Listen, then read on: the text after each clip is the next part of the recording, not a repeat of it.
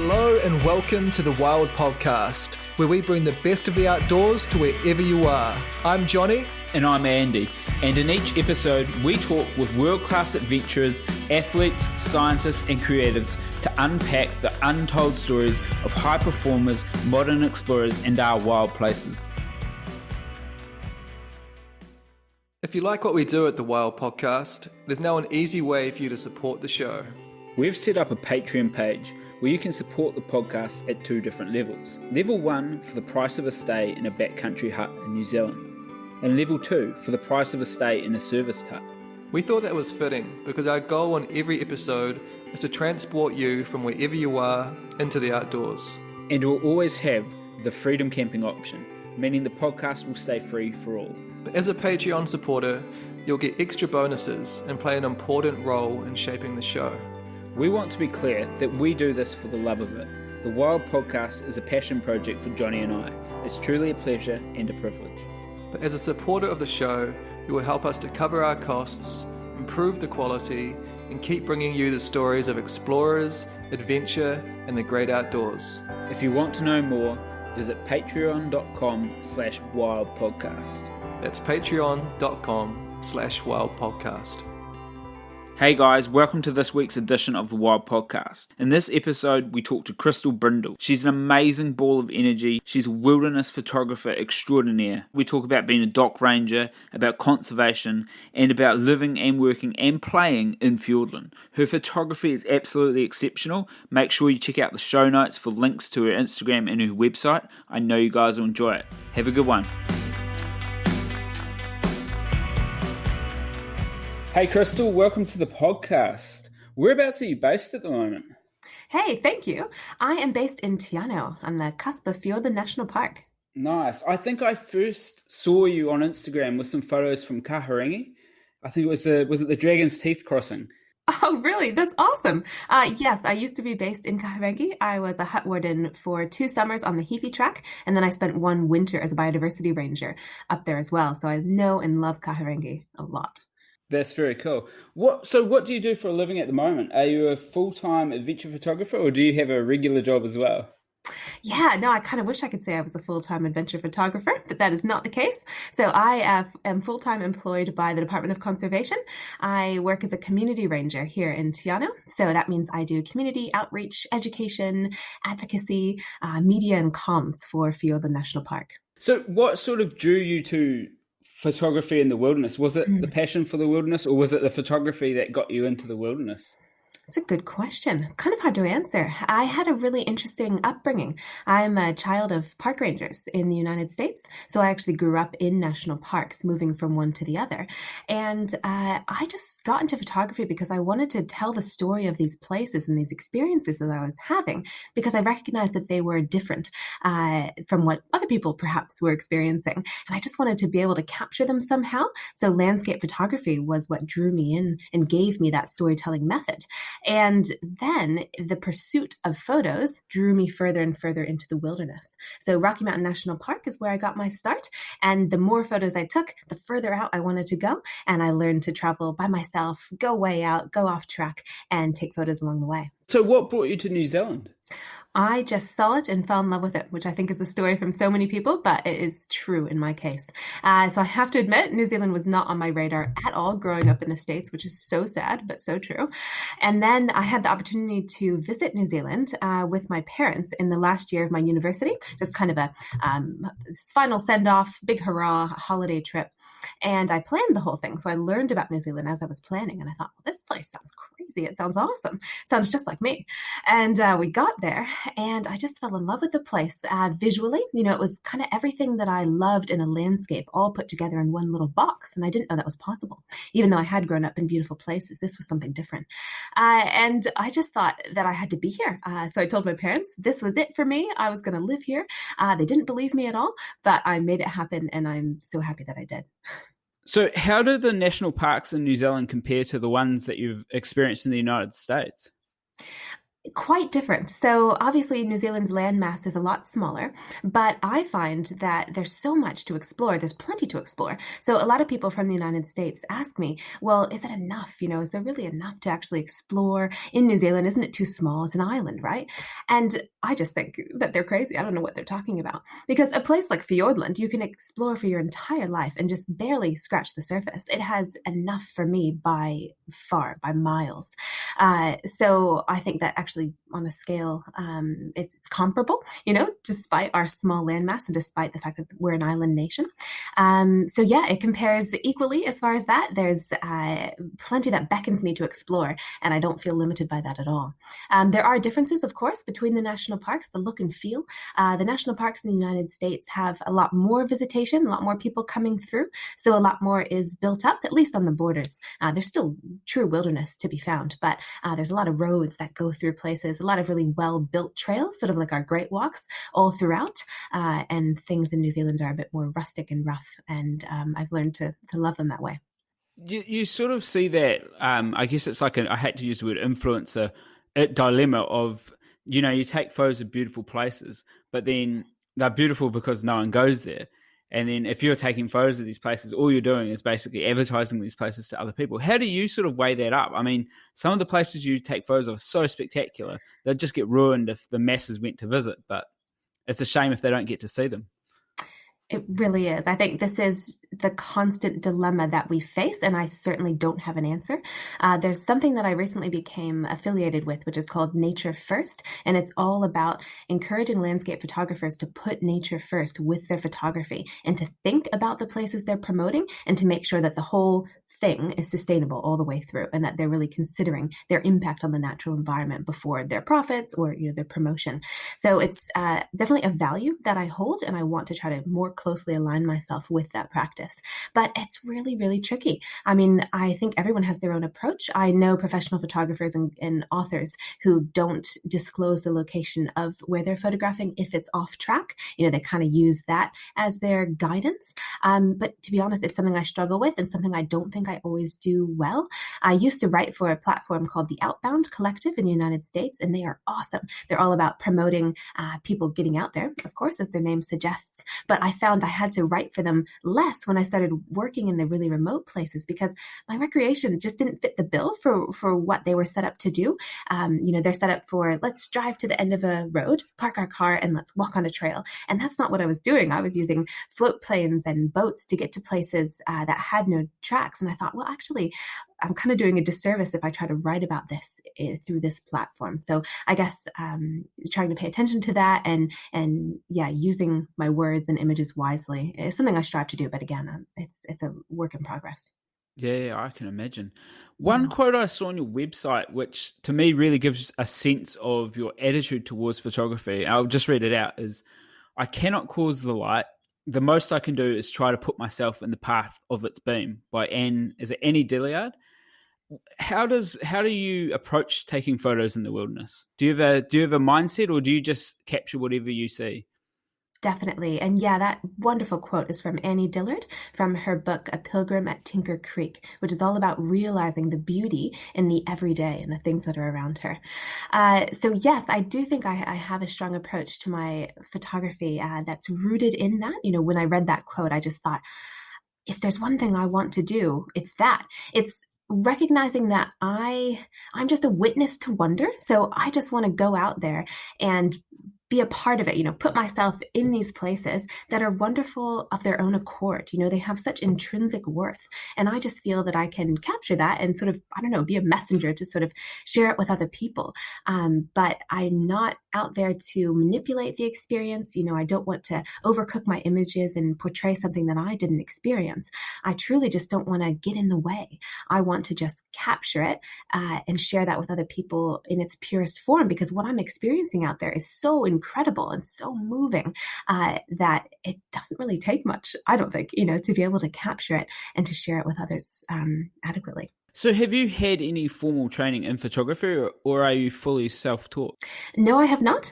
So yeah, I am fully self-taught. I've had some wonderful people around along the way that have given me their time and their expertise, which is wonderful.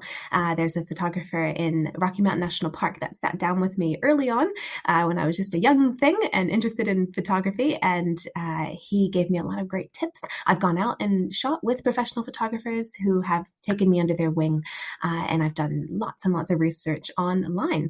But yeah, I never took a photography course, and I still haven't. I guess in some ways that's probably what makes your images so unique. It's like, if you were taught formal photography, then you're taught a way to look at images rather than, as you said, experiencing them and then trying to just capture what you're seeing rather than manufacturing something. In your mind, what makes a good wilderness image? That's a good question. Sometimes it's hard to actually put it in words, isn't it? I know what draws me into an image. When I see one, I go, oh yeah, that scene really excites me. That image excites me. But sometimes it's hard to break it down into technical terms and explain it, probably because I haven't had formal training. I should do that. But, I think like any photographer will say, it's mostly about the light, but I guess for me, it's about that interplay between light and rugged landscape features. I love a really sharp ridge line with the light hitting it just so. The soft light is what gets me. So that light at sunrise or sunset, a couple hours either side of that is really what excites me, because that's when I feel that the landscape really comes alive. So all the trips that I do, I spend the night. I hardly ever do any day hiking because I want to be out there when the landscape is in its truest form. And I think that's at sunrise, sunset, overnight, that's when you sort of get that experience. So when that comes through to an image, that's what I'm all about. I really am not into just the standard postcard shot of a blue sky at noon, that just doesn't do it for me at all. So if I see a landscape captured in that way, I think, I'll go back there at an interesting hour with a storm coming in or something like that. Yeah. So how do you find your spots in a remote place like Fiordland? Do you look at a map and go for it, or do you sort of get insider info? Mostly just look at a map and go for it. And often it's just where I want to go, a place that looks really interesting. I don't overanalyze it from a photographer's point of view. And again, perhaps I should. But I just go to a place if it looks interesting and bring my camera with me, and I'm always rewarded with an incredible experience. Obviously, you can get into it a lot more than that. You can actually calculate your light angles. You can think about where the moon's going to be, where the sun's going to be, and create a composition. And I would like to do that occasionally. It's probably a little bit more thought intensive than what I would do on a regular basis. I like to be quite free with my approach, but it's certainly a great thing to do if someone does have the time and skill to do something like that. But no, mostly I just look at the map and go, that looks quite good. And let's, link something up. I guess I tend to have a bit of a pattern though, if I go back and analyze it. So I do tend to go up high, nice kind of broad ridge lines where you can travel quite far and have really wide vistas.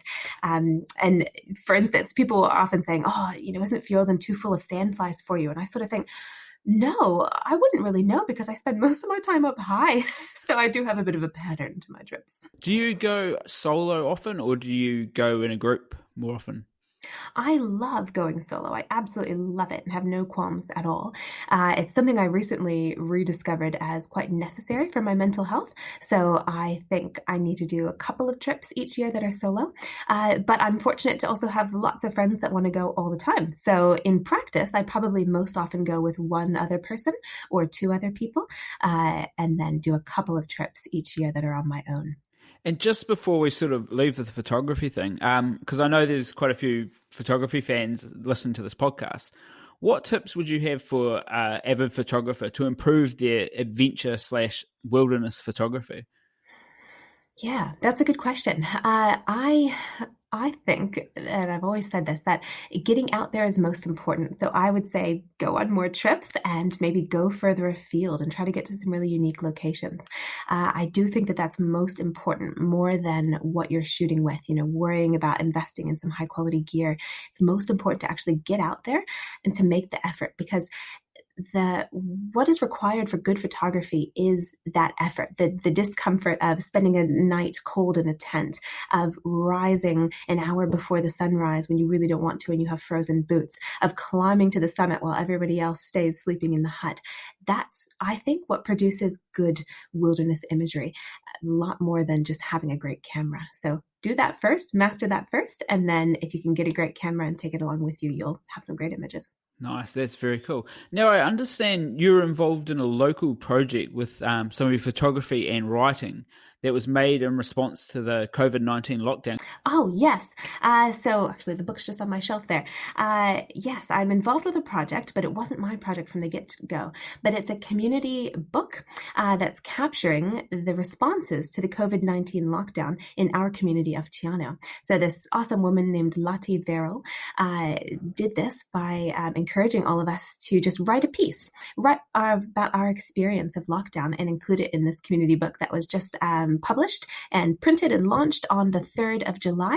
So we had a big book launch for that and we all came together and it was awesome. I mean, it reinforces how cool this community is and I'm so happy to be a part of it. And so I wrote an essay about my experience in lockdown, which was such an experience of highs and lows. You know, in the beginning, I found it so hard to deal with. All of my plans were canceled. I was supposed to do so many things and it was just wiped clean, right? And I really struggled at first to kind of define myself during that time. And then it became a really beautiful thing. And I realized that actually I wasn't cut off from Fiordland and the wilderness that I loved, which is how I perceived it at first, but actually that I was in Fiordland right here. And I tried to embrace that. So. Yeah, so how has the community reacted with lockdown then, there being such a tourism-focused place? Yeah, that's a good question. Some people definitely have been hit pretty hard. So our community is definitely one of tourism operators. I mean, if you were to look at it as a snapshot, most people are probably either employed by the Department of Conservation or by, tourism. So people have been hit pretty hard. People are also really strong though, and they're rebounding quite well and trying to switch to go, how can we work with the domestic tourism market? How can we encourage Kiwis to see their own backyard? So many haven't been to Milford Sound. This is our kind of showpiece. How can we redirect that? So I think there's a lot of really smart people who are trying to turn the tables and bring people back into this community. That's I guess that's the thing. It's like exploring our own backyard. We're so quick to go to Australia or to Southeast Asia, but so many of us haven't explored all these amazing places that are right on our doorsteps. Has there been many local, like Kiwis, coming to Tiano since lockdown's finished? I think so. Yep, I definitely think so. I've been noticing people out and about. I met one couple from Golden Bay who have a kiwi orchard, and they decided just to shut up shop and travel around the South Island because it was their one big chance to do so. And now they've loved Tiano so much that they actually have rented a house here. So that's a pretty cool story. Oh, wow. That's very cool. So how has your mindset sort of been affected from lockdown? I mean, you mentioned at first you felt like you were separated from the park you love. How has it changed since lockdown's finished? It's actually been really good. I feel like it was a bit of a reset for me mentally in so many ways. I feel like it's helped me achieve a better work-life balance, something that is still hugely work in progress, hence I got home at 7 p.m. tonight. No. But it's something that is more visible to me about what I want in a work-life balance. So that's awesome. I really enjoyed working from home when I could during lockdown and appreciated that was something I was fortunate to do as well. I still had a job and I still have one now. So I'm very fortunate for that. But it can be a very busy, all-encompassing job. So I am really keen to kind of get that balance back a little bit more. And pausing and slowing down in lockdown was just what I needed. I mean, I was just the kind of person who had something on all the time, every single weekend is a given, almost every day, whether it was work or for my own personal time. And to just think, oh, well, yes, I can do that next weekend because I have no plans. That was so foreign, alien to me. And so basically after lockdown, I wanted to commit to myself to take a little bit of that with me going forward and not just fill every single space in my calendar because I can. Just because I can doesn't mean that I should. It's kind of my mantra at the moment. So I think I came away with a lot of learnings. Yeah. So have you been on any sort of epic adventures since lockdown finished? Yes, actually. So many. I think probably five trips, Five. which Oh, is pretty wow. good. Yeah, I might be wrong, 4 or 5, but pretty close. Some really, really good trips. The first trip I did after lockdown, actually, was with my good friend Sky, and we went up to the Earl Mountains, the Southern Earl Mountains, and did this insane trip that brought us to a landscape in Fiordland that I had never seen and didn't even conceive. He was way more onto it than I was. It was his idea. And he was looking at the cliffs from the Eglinton Valley from the road and going, that would be incredible to be up there. But being up there is what it required for me to actually put it all together. And that was a great lead in. It just all felt so much more special after not being out there and doing wilderness trips for a while, right? It just felt like, whoa, this is extra sparkly, extra awesome. I just appreciated Yeah, everything. yeah, yeah. And then, yeah, I've done great trips since then, and they've all been in Fiordland. Oh, nice. Do you explore any other areas sort of north of Fiordland or down in Rakiota at all? I do explore other areas, but it's kind of funny. Since living in Tiano, I have just focused on Fiordland so much more. So when I was living in New Zealand in the beginning and I was living in Golden Bay, I wanted to actually be in the bigger mountains. So every single weekend, which was 6 days long, but I would travel around the whole of the South Island. I was a maniac. I would just not even hesitate to drive to Fiordland, do a 4-day tramping trip, and drive straight back again and go straight back into the bush. I was really, really gung-ho about it. And then in the last couple of years, being down here, I sort of think, oh no, I can't possibly be bothered to drive anywhere else. Fiordland has it for me.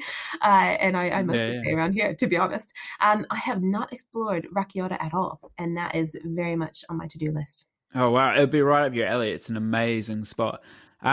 One trip I heard about, and I'm quite interested to sort of talk about, is heading to Westie's Hut on the south coast of Fiordland. And I had a mate recommend this to me as an epic trip to do. This is about 2 or 3 years ago, and I've never got around to planning it. Fantastic. Yes. So I just got back from that trip on the 15th. So that was my last trip. And it was amazing. I had heard about this hut, I don't know, maybe last year, probably was when it first got onto my radar. And I was so intrigued by it as well. So I did a stint 2 Februarys ago as a biodiversity ranger at Waitutu Hut, which is on the South Coast Track. And that's, when I sort of looked at the map and thought, oh, what is this Westie's Hut? And then other people told me about it the next year. I thought, man, I want to make it out there. But of course, I didn't have the chance during that trip. So this trip came together. I went with a friend of mine named Greg Wilson, who actually wrote a guidebook to the area, Fiordland Unexplored, and Sky. And we went down there. We spent 5 nights, 6 days, and just explored the place as best we could. So we decided to travel fast on the way in so that we could have 2 nights at Westie's Hut because it's just such an awesome place, with a day trip to Big River and then quick on the way out again, which is a really good way of doing it. But I mean, really, just one word can sum it up, and that is mud. Mud. Oh, really? Yeah. But, I mean, that's most of Fiordland, isn't it? There's a lot of mud in Fiordland.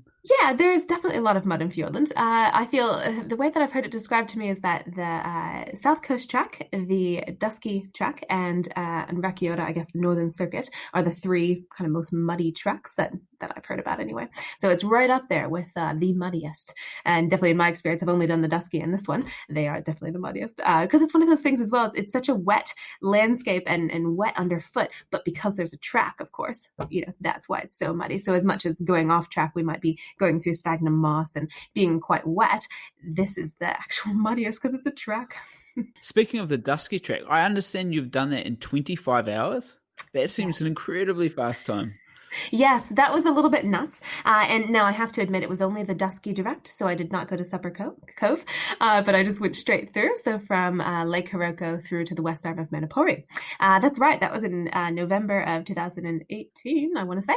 And that was with the FEAR Society, which is the Fiordland Endurance and Adventure Racing Society. And they had the crazy idea to suggest that people go through the Dusky Track as quick as they possibly could. And I said, I'm keen, because I had worked on the Dusky for a summer, but I only knew the Alpine section. So I didn't know the whole track, and people were always asking me about it, and I thought, well, I don't know anything about it, don't really want to take the 7 days, why not just go through it in one go? And that could also be summed up with the word of mud, and that was a mission. Yeah. Just walked all the way through the night. So was that hiking or trail running? Actually, it was hiking for me, so I just decided to kind of take the tortoise approach and just walk the whole time, but not stop. So I had kind of a bigger pack than I should have had, and just walked the whole time. And yeah, just sort of didn't stop for more than, I don't know, 15 minutes, at a time, very short breaks, and otherwise just kept moving and went over Center Pass at midnight and down through the Spey Valley, 3 o'clock in the morning. I was falling asleep while walking, so that was pretty interesting. And Holy just moly. stepping into mud and water. And my legs have never felt so tired. It was incredible. I can imagine that. I hear you've had a bit of a background in adventure racing too. How did you get into that? Well, so actually, I'm new to adventure racing. I have a background in running, but yes, the two things are connected now. This last year, I had the opportunity to join an adventure racing team that was supposed to go to the States to run in Oregon, Bend Racing Expedition, Oregon. But that was happening right during lockdown. So alas, we didn't do it. But I was training with these guys over the last year, and that was really cool because I will admit I have a tendency to get myself into a box, and my box is running, trail running, and tramping. I really love those things, and that can be all that I do. So these guys were really good about getting me out of my comfort zone and going, hey, let's try some mountain biking, let's do some pack rafting, and that was awesome. It really helped me broaden my skills, and it was really good fun. So yes, hopefully adventure racing will be in the future, but so far I've only done small adventure races organized by the Fear Society here in Fiordland. Oh, nice. That's very cool. You'll be doing Godzone in no time. Maybe. I'll give it a go once. Yeah, you should have done the one when they held it in Fiordland. You would have had an advantage. I know. It wasn't on my radar at all then, but I wish it had been. That would have been really cool. Yeah, minus all the foot rot. That looked pretty horrific. By the way. Minus that, absolutely. Yeah. No thanks. So, one other thing you mentioned on your sort of, we do a little questionnaire before you come on the podcast. It was rock wren, and that stood out to me because they are my all-time favorite bird in the world, not even just in New Zealand. Can you tell me a bit about what you did working with them? They're just such an incredible bird. Yeah, fantastic. So glad to hear they're your favorite. That is awesome. Good choice. They are such awesome birds. So yes, I did a season of rock wren monitoring. That was my first chance to work in Fiordland. So I was up in Golden Bay doing some biodiversity work on the Gulen Downs of Heafy Track, like I mentioned. And this job opportunity came through to work as a research assistant in the Alpine of Fiordland, monitoring rock wren. And I said, yes, I want to do that. Thankfully, I got the job. Mostly it was just based on one's ability to survive really difficult conditions in the wilderness, in the Alpine. So I had those skills, so I got the job and learned about rock wren as I went. So what we did is we were based at the Lake Row hut on the Dusky Track, so it's in the Alpine section of the Dusky, for 10 days at a time. So 4 days off back in civilization. And during those 10 days, we were nest monitoring rock wren. So we had a study area. And in the beginning, we just went out, kind of got the lay of the land, found the rock wren and found the pairs. So you find one, who's its pair, and then following them to their nest, finding their nest, which are not an easy task. I mean, they're sometimes 30 meters up a bluff, and then monitoring that nest. So sitting there day after day with binoculars and tracking, whether they're in the egg stage, whether they have chicks, whether they have, fledglings, just tracking them through the whole process. And that's part of a bigger research project, trying to understand the impacts of predators on rock wren in New Zealand. So what are the main sort of threats to rock wren? It's a similar story to what you hear about most of our native birds. So for a long time, people thought that rock wren were immune to those threats because they only live in the Alpine. They are New Zealand's only true Alpine bird that spend the entire year up there. So Kia often get that title, but actually it's rock wren that spend the whole year in the Alpine. However, that doesn't insulate them from predators. So in the 80s, I think it was, there was a researcher who discovered that stoats and rats and mice were still preying upon rock wren, and that they were still causing significant harm. So that is their greatest threat, are the predators. So sometimes mice will even create a nest inside a rock wren nest, or just on the outside, and then they'll just pop in and eat the eggs as soon as they're there. Wow. So, yeah, it's terrible. So they're preyed on by all those, the top three, the big three we're always talking about. Climate change can also be quite a risk factor for rock wren, as they sort of become more and more isolated at the tops of mountains, and they're not the greatest flyers. They're not able to cover lots of ground and move, to a new mountaintop that might be cooler for them. So they're certainly, under threat. Yeah. I imagine there's lots of amazing endangered species in Fiordland, like the rock wren. Sort of an endless job, I guess. Yeah, it is an endless job, definitely. And there's so much land area and such unique animals that live here, definitely. Do you have a personal favorite, a Fiordland endemic favorite? Oh, probably have to go with rock wren too because I've worked with them. I mean, it's that thing, right? If you spend a lot of time with an animal, you start to observe their personality and feel like you get to know them a little bit. So yeah, rock wren are definitely Yeah, mine. yeah, I can imagine. And you've also mentioned you've had some experiences with bears in Alaska. I What were you have. doing in Alaska? Yes, I have. It was the wildest job I think I've had so far. So that was in the summer of 2015, and I was working as an interpretation ranger for the National Park Service in Katmai National Park and Preserve, which is on the Alaska Peninsula. Now, on paper, it sounds like it's a job where you're wearing a ranger hat and you're giving programs and talking to people and guiding them around. And that was what it was partially, but in practice, it was a lot more about managing people around giant brown bears, which is not really what it said on the job description, which was most exciting, but kind of crazy. So while you are, telling people about the place and giving these kind of programs to people, educating them, you're also having to pay attention with a radio right here to bears' movements. So as rangers, we would be communicating about it all the time, saying this bear is running down the track with 2 spring cubs in tow. And then you would be with your group of people and say, okay, folks, so we have bears coming our way. Can we just back up here? No photos, please. It was just crazy all the time. And I was living on the Brooks River in a place where bears are especially concentrated. So if you've ever seen a photo of a bear standing on top of a waterfall, catching a salmon in its mouth, more than likely it was taken at Brooks Falls. So that's that place. So people come from all around the world to photograph these brown bears, and they're just wandering around camp and running and all over the place. So I saw between 1 and 18 brown bears every single day that summer. It was very full on. Wow, did they ever attack people at all? Thankfully, there aren't many issues that happen in that area. I felt like it was a balance on a knife edge. It just felt like somehow we're pulling this off, but I'm not sure how. And over time, they've gotten better, with the management of the place and trying to enact restrictions that make it possible to kind of achieve that balance. In the early days, there were more issues. I don't think there were any attacks outright, but people kind of get mowed down by bears and run them over, or just things do happen. But in later years, it's managed to achieve that balance, which is amazing. Every single day I had to wear bear spray on my hip, but only twice I had to take the safety off, and I never actually had to use it, didn't actually have to spray it, which is pretty incredible for 5 months. And I guess the worst you've got here is feisty wickers trying to steal your breakfast. That's right, which is pretty scary, but I would take that any day. You must have had some crazy stories being a hut warden on the Heafy track. I did it recently, and there's a very diverse mixture of skill levels and sort of ambitions. It's quite a crazy thing that people can get so far into the wilderness with so little experience. This is true. No, that's definitely true. And I think that's always going to be the way with great walks. Right. Yeah. So I loved working on the Heafy. It was really good. My first season was on the Abel Tasman, and that didn't suit me quite as well just because I am a mountain person. So I thought, oh, this is neat, but I actually really don't want to be on the coast. I want to be in the mountains. So once I got into the Heafy, I felt like, yeah, I feel more comfortable here. And what I think is great about working on the Heafy track as a hut warden is that you do encounter more Kiwis than on most other great walks. So it has this, like you're saying, this eclectic mix of people, because you still get travelers from around the world, quite a few Germans, quite a few Americans coming through, but then you also get this high proportion of Kiwi walkers, which makes for really great conversation in the huts in the evening. And yeah, really diverse group of people that you're interacting with. But you're totally right. Being a great walk, people show up pretty unprepared sometimes.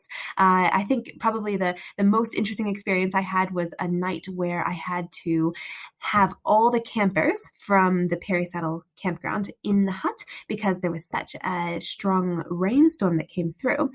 And it basically turned out that no one was able to protect themselves from the rain. Like none of their tents were up to the Wow. task of handling a powerful storm, which I'll give them that the shelter wasn't quite oriented in the right way to stop the winds. But still, I mean, when I think back on it, I go, wow, really every single person. I kept trying to enable them going, oh, well, maybe if you pitch it this way, or, here, I'll give you a tarp. But nope, just another knock at the staff quarters going, oh, I can't do it. It just isn't working. So I had to get them all into the tramper's hut and try to, placate both parties, to go and make the trampers and the tramper's hut accept the campers and make the campers, sort of not get in the way of the trampers, but make sure everyone's safe. Oh, it was such a full-on night. I can imagine. I've never really thought about it much, but what's the main job of a hut warden other than, I guess, keeping the huts clean? What do you do day to day? So much stuff. Actually, it is a great job. As far as lifestyle is concerned, it's got to be one of the healthiest. It is such a wonderful job. It can be really full on. It can be really, really hard. And then sometimes it can be really relaxed and just giving you, lots of space. It's kind of a mixed bag. But it's a sole charge role. So you're up there on your own, responsible for anything and everything. So your day to day can look incredibly different. Sometimes you do track maintenance. Sometimes you're simply digging out water ditches. I mean, that's actually an important task that needs to happen quite often. If there's a tree that falls across the track, if you can take care of it with the skills that you have and the tools that you have, then you do that. So you're basically a first responder, your first line of response to anything that happens. And you kind of need to be a jack of all trades, which I definitely was not going into the role. And I am going to be forever in debt to being a hut warden because I feel like it made me a much more capable person, much more practical person. But, you need to be able to do a little bit of facility maintenance and fixing things. If something goes wrong with a door hinge, you got to try to figure it out, and a bit of painting. And then you also have to be good with people to an extent. So you kind of have to be both a hermit and a socialite, which is kind of hard to recruit for. It must be quite interesting for your social life, sort of going up and spending all this time in the mountains, and then you just sort of re-emerge for a few days and then you're gone again. Yeah, so I remember that distinctly, kind of a good and a bad thing. It's wonderful to be up there for all that time, but then you come back and you just bombard it, on social media, just bomb messages from being away for 8 to 10 days. The different field positions that I've had, they were either 8 days on or they were 9 days or they were 10 days on. And you come back to the world and it's kind of affronting at first. And then you get back into it. You slide right back into the routine. And then it's time to go back into the field again and you go back into that routine. So it's kind of like you have two different lives, in a way. They're so different. How did you adjust to moving to a sort of regular office job? It was an adjustment. I must admit it was an adjustment. So it's what I thought I wanted, and it is what I want now. I realize that I've been in it long enough. But I made the conscious decision. So I was going down the path of being a field ranger, and it was good. I was enjoying it, but I felt like it wasn't fully using my skill set. I just felt like I wasn't the best person to just be running around the hills checking traps. I just didn't feel like it was me. I wanted to be communicating with people and trying to share my love of Fiordland and our national parks with people. I felt like that's what I could do better. So I actively made the choice to come out of the field and come, into the sphere, which I had to remind myself about during that first year because it was really hard. Because the reason I made the decision is because I was confident that on my weekends, I would still make the effort to get out there and to get that dose of wilderness that I needed. So I thought, well, I can do that. So I can live in the civilized world and have an office job. It'll be fine. But there was an adjustment period to trying to work it out. I missed the exercise of just, the rock run work, especially. Like I used to run up the hills in the morning and then walk up the hills later that day to do monitoring. So being that fit was wonderful. And it's really important to me to be fit. So I had to work that out just to try to find a routine of living in an office environment and still being as fit as I wanted to. So that was a big challenge. And then, all the screen time. I mean, at my desk, I have a standing desk, thankfully, but I'm just doing this, I'm looking from one screen to the next all day long, it feels like. And I have to make a real effort to take a walk, to get in lots of exercise before I go to work to set myself up. So I've learned how to adapt is the short answer to that, but it was actually a bit of a struggle. No, that's very cool. And so with your photography, you have an Instagram channel and a website. Do you sell prints of your photos? I do. But the funny thing is I have never properly set up the function to do so on my website. And most of that is because I like to have control over the process, and also because, of course, it isn't my main source of income, so I don't have to make it too user-friendly. But basically, I do it on request. So people will write to me, they email me through my website, or they send me a message through Instagram, and they tell me what they want. Sometimes it's something big, like a commission for an apartment complex. That doesn't happen too often. It used to back in the day a little bit more. And other times it's small. So somebody just wants, a small print, or they want a large print for their house, but they tell me what they want and then I make it happen. The great thing is I can organize it here in New Zealand with a print company. I try to do local in Tiana when I can. I've got a lab in Christchurch, or I still have a lab that I work with in the States, so I can make things happen, remotely anywhere around the world, which is really great. Nice. Where do you find the biggest demand for your images? Is it from people in New Zealand, or is it people overseas wanting images of New Zealand? That's a good question. It's probably shifted to being mostly people within New Zealand these days, but maybe it's a bit half and half, to be honest. In the beginning, because I had more of a presence, I guess, in the US, most was coming from the United States, and people encountering my work and knowing that I was originally an American and saying, oh, so you're in New Zealand now. That's really cool. Can you tell me stuff about New Zealand? I get people writing to me about that a lot, tell me where to travel, that sort of thing. And then, I've been to that place. Can I get a photo of that place? So it was largely Americans in the beginning. And then now I feel like it's quite a split to be anywhere around the world. Yeah, sometimes it surprises me, actually. I feel it's always the way. So, you do a print and you think, oh, this is great. I'll hang it up in the coffee house and hopefully somebody will buy it. It's always, it's often not that way. So somebody will, they'll see that and they'll go, oh, that's interesting. And they'll contact me and ask me to get an image out of my archive of some location that I haven't thought about in years. So it can be anything. So whereabouts can people connect with you online? Yeah, so if they wanted to connect with me on Instagram, my account is crystal_Ann_B.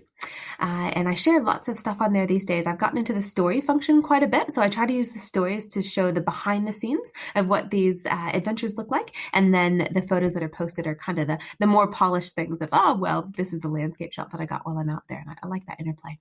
I also have a website, which is the landing page for me. So that is www.inpursuitofthewild.com. And that has links to blogs, so articles, essays that I've written about my experiences, and other places where I've been profiled, and also links through to my Facebook account, which is In Pursuit of the Wild as well. No, awesome. Hey, thank you very much for coming on the podcast. Thank you. Thank you so much for having me. Your podcast is awesome, and I feel honored to be a part of it. Hey guys, thanks for tuning into the show. We'll catch you next time. And if you enjoyed the show, it would be a big help if you subscribe, rate, review, tell a friend, all the usual stuff, and follow us on social media @The Wild Podcast.